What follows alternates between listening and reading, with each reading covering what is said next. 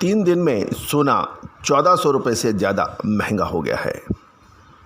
जानिए पूरी रिपोर्ट विस्तार से।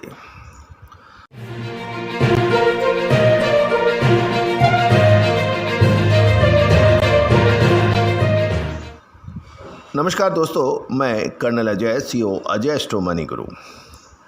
दोस्तों, आज 5 जुलाई सन 2022 चर्चा कर रहे हैं चमकदार धातु सोने के ऊपर।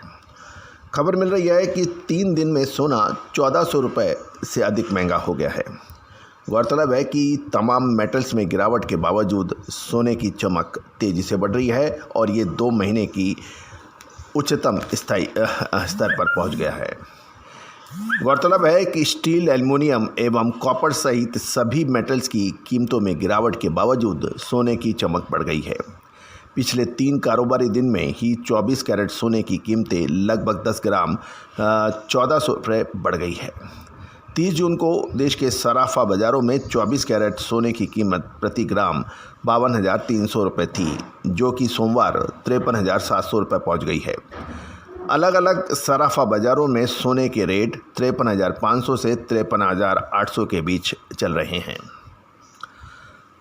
वहीं MCX पर मल्टी कमोडिटी एक्सचेंज पर वायदा में सोने की कीमतों में 52,250 रुपये के पार निकल गई है। सोमवार को चांदी में भी तेज़ी दिखाई दी। इसके बावजूद चांदी के दाम एक सप्ताह के में 5.5% तक गिर गए हैं। सोने पर टैक्स वाली महंगाई हावी होती दिख रही है। गौरतलब है कि सोने के अंदर यदि हम देखें, पिछले एक सप्ताह में सोना में के अंदर 3.27% का रिटर्न मिला है। चांदी में 5.52% की गिरावट है। एल्युमिनियम में 2.1% की गिरावट, तांबे के अंदर 1.5% की गिरावट, निकल लगभग 1.2% की गिरावट और लेड 0.5 की तेज़ी थी।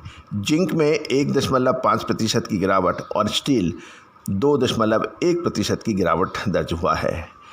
पैलेडियम के अंदर भी 2.4% की गिरावट हुई है। दोस्तों, सोने के ऊपर 18.45% हो गया है सोने पर कुल टैक्स, इंपोर्ट ड्यूटी और सेस और GST को मिलाकर। यदि हम ये तब हुआ है क्योंकि भारत में सोने का आयात अब महंगा हो गया है। अब हम एक आंकड़ों पर भी नज़र डाल लेते हैं। भारत ने 5 वर्षों में सोने का कितना किया आयात। यदि हम देखें तो साल 2017-18 में 955.6 टन सोने का आयात किया गया था, जिसकी कीमत 33.65 अरब डॉलर में थी। साल 2018-19 में 982.7 टन गोल्ड का आयात किया गया था और उसकी कीमत 32.91 अरब डॉलर थी। साल 2019-20 के अंदर गोल्ड की इंपोर्ट कम हुआ और वो 836.3 टन रह गया और इसकी कीमत 28.20 अरब डॉलर थी। गौरतलब है कि 2019-20 के अंदर महत्वपूर्ण यही रहा था क्योंकि कोविड की वजह से काफ़ी व्यापार प्रभावित हो रहे थे। साल 2020-21 के अंदर 34.62 टन गोल्ड का आयात हुआ था और उसकी कीमत 651.2 डॉलर थी। माफ़ कीजिएगा,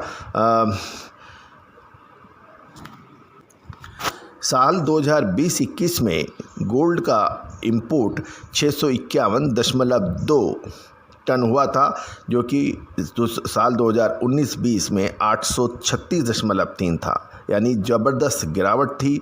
और गोल्ड की जो कीमत थी वो 34.62 डॉलर थी, अरब डॉलर थी। क्यों, ये भी एक गौरतलब है कि यदि साल 2019-20 में देखें तो हमने 28.20 अरब डॉलर चुकाई थी, जबकि साल 2020-21 में 34.62 अरब डॉलर की कीमत चुकानी पड़ी थी। और अब साल 2021-22 के अंदर आंकड़े बहुत तेज़ी से बढ़ रहे हैं कि और गोल्ड का आयात बहुत तेज़ी से बढ़ा है और ये 1067.7 टन हो गया है और हमें गोल्ड के आयात पर 46.14 ऑल टाइम हाई अरब डॉलर विदेशी मुद्रा खरीदनी पड़ी है 1067.7 टन गोल्ड खरीदने में। तो दोस्तों ये था गोल्ड के ऊपर एक अपडेट। और महत्वपूर्ण ये भी है कि सोना महंगा होने से जिन लोगों को सोने की खरीदारी करनी थी वो अब परेशान नज़र आ रहे हैं। सोने पे बड़ी कस्टम ड्यूटी से कारोबारी भी निराश हैं। उनका मानना है कि सरकार ने इस निर्णय से सराफा बाज़ार में कोरोना के बाद जो थोड़ी बहुत रौनक आई थी वह छीन सकती है। अब 1 किलो सोने पर 9 लाख रुपए का टैक्स ग्राहकों को देना पड़ेगा और कारोबारी का कहना है कि इससे कारोबारियों के अस्तित्व का ही संकट आ गया है। ये भी नज़र आ रहा है कि आभूषण विशेषज्ञों ने यह भी कहा है कि सरकार को इस फैसले से गोल्ड स्मगलिंग का वही पुराना दौर एक बार फिर दोबारा लौट सकता है।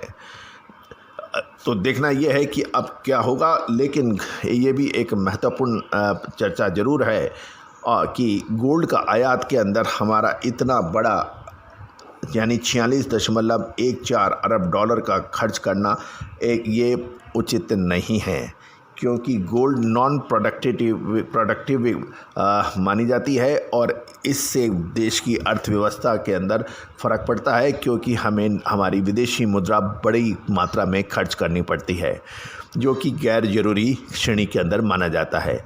क्योंकि भारतीय मुद्रा सबसे अधिक खर्च होने वालों में गोल्ड, डिफेंस इक्विपमेंट्स, खाद्य तेल और पेट्रोलियम ये शामिल है, जिसमें गोल्ड को कम करना हमेशा से ही भारत की अर्थव्यवस्था के लिए उचित रहेगा। अब देखना यह है कि सरकार के इस कदम से क्या फ़र्क पड़ता है। लेकिन यह निश्चित है कि इतनी बड़ी मात्रा विदेशी मुद्रा का खर्च गोल्ड के ऊपर होना उचित नहीं माना जा सकता है आर्थिक दृष्टि से। All the very best, good luck, happy trading.